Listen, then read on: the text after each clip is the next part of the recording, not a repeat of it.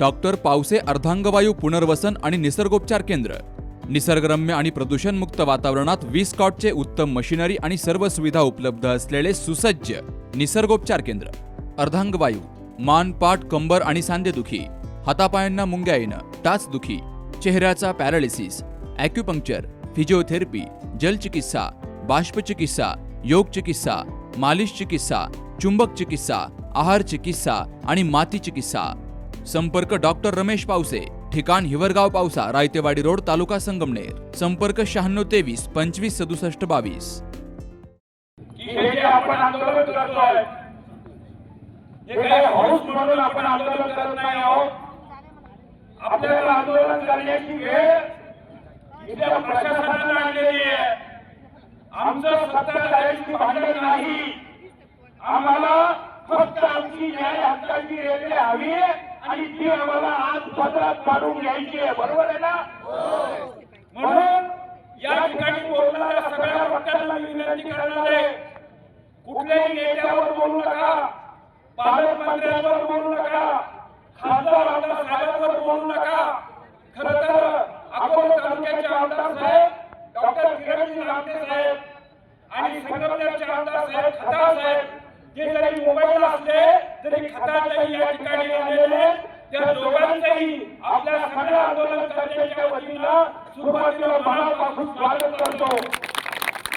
कारण जेव्हा लोकप्रतिनिधी आपल्या बरोबर आहे आणि सत्तेतले ते बरोबरच ना, म्हणजे विरोधी पक्षाचे नाही. आणि रेल्वे जर आणायची आहे तर सत्ताधारी पक्षाच्या मदतीने आणायची आहे. आपल्याला आंदोलन हाऊस म्हणून करायचं नाही, रेल्वे आणायची आहे. फक्त मला अजय भाऊ खूप नम्रपणे एवढी आठवण आता पुन्हा एकदा करून द्यायची म्हणून मी मध्ये उभा राहिलो. या ठिकाणी देवठाणहून आमचे जालिंदर भाऊ बोलके पण आले. परवा देवठाणला मोठा रेल्वेचा निर्धार मेळावा झाला आणि अकोले तालुक्याची आम्ही अकोले तालुका कृती समितीची सगळी मंडळी या ठिकाणी उपस्थित आहोत.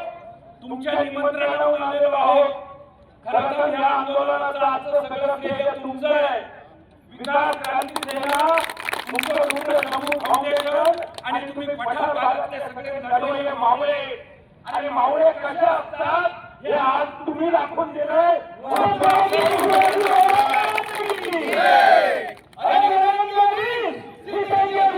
आणि मग जेव्हा आमच्या पठार भागातले भाऊ बहिणी रेल्वेसाठी रस्त्यावर येत आहेत तर आम्ही घरी थांबू शकत नव्हतो आणि म्हणून आम्ही अकोले तालुका कृती समितीचे सगळे कार्यकर्ते खरं तर आज तुमच्या आंदोलनाला पाठिंबा द्यायला आलोय.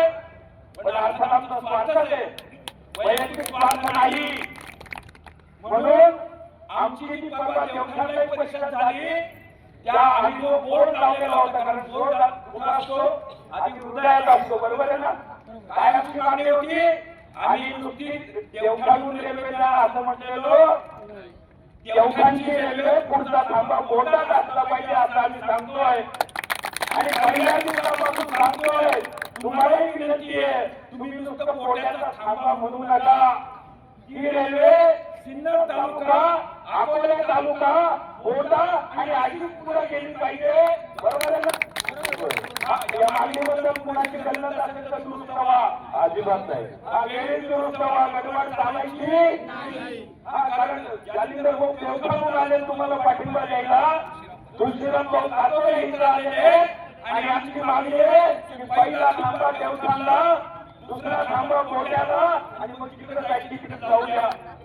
ही जीएमटी आडवी येत असेल तर थोडी 40 किलोमीटर लांबून या. संगमनेर आपण टाइमच देत आलो डॉक्टर साहेब. अहो खूप दिलं, भरभरून दिलं. खरं तर काय दिलं याचा हिशोब किती वेळा सांगायचा, किती वेळा सांगायचं. पुन्हा ते मोठा भाऊ लहान भाऊ नको. आता मोठं लहान असं लपून टाकलं, आता जरा बरोबरी घेऊया. हा बाद झालं, बाद झालं. खूप मान्य आहे ना. पण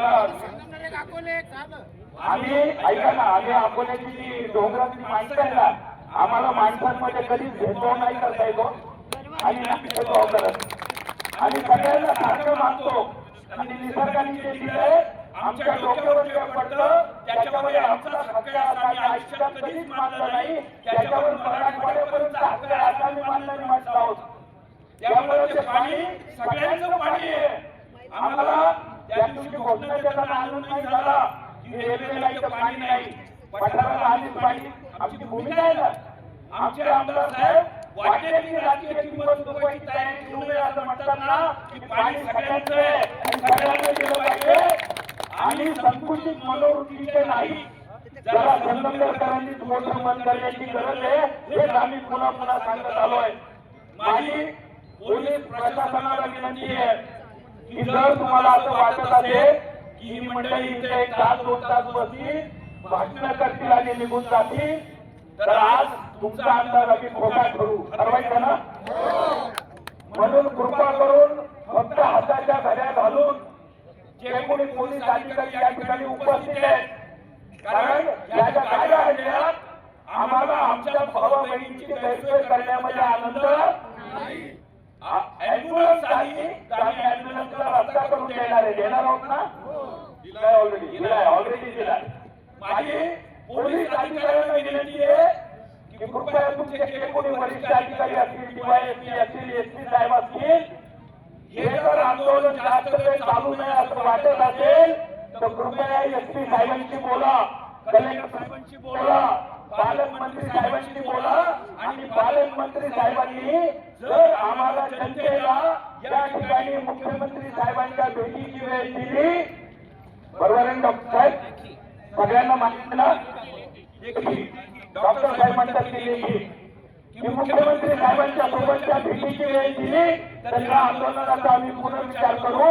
पुन्हा एकदा सांगतो, जोपर्यंत मुख्यमंत्री साहेबांच्या भेटीची वेळ मिळत नाही तोपर्यंत या ठिकाणाहून हे सुरू झालेलं आंदोलन आज थांबणार. दादा, अरे 7 दिवसावर आले लग्न, सगळी तयारी झाली, पण फर्निचरचं काय? गृहवस्तू भांडार 10 ठिकाणी फिरण्यापेक्षा आपल्याला हव्या असलेल्या वस्तूंच्या हजारो व्हरायटीज एकाच ठिकाणी पाहायला मिळतात, फक्त गृहवस्तू भांडार मध्ये.